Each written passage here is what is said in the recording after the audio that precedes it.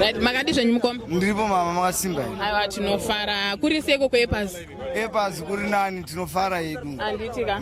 So ndandoda kubvunza kuti national dialogue munoziva kuti zvinorevei? Yes, I know ndoziva. Zvinorevei?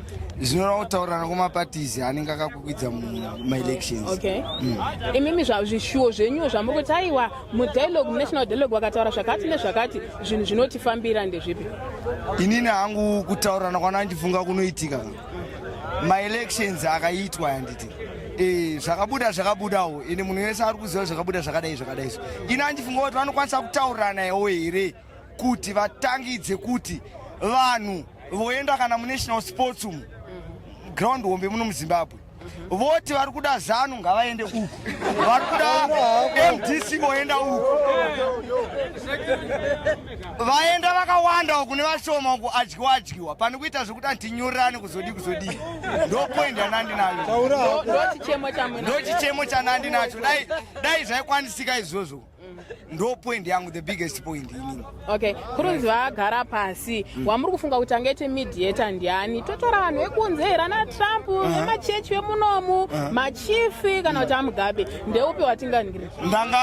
Ndanga ndichifungawo hangu inini papfungwa dzangu inini nemhuri yangu, nyange mukazoingoya mukaipfuura hazvina basa. Ndandifunga kuti vakatorawo kana tseretse kama okubotswana weko anogona ngotaurawo kuti zvakamira soso uningirinui iyeni kama oita se otaurawo zvabudawo pana iyeni kama tongota pamwe chokwadi chakati kwanise kurwadziwa kana kuita stress for that. Okay. So pane dialogue rakatombokarwa mazuva apfuura pane change yamuri kuona here so far? Hapana change, kutoita wesena zvotowesena. Change iripo ndeyekuti change iripo pane zvatatakatarisa padialogue iyoyo tachiti pamwe zvichaita low handiti, but kune side riri kutowesena suffering side iri kuwesena maproblems. Okay, so vemachechi havakwanisi here kumirawo vachibatsira panational dialogue? Why? Vemachechi nyaya iripo mama apa kapa inyaya yekuti chinhu chiri kunetsa kapa inyaya yeumbavha. Saka vemachechi ndombavha hombe futi.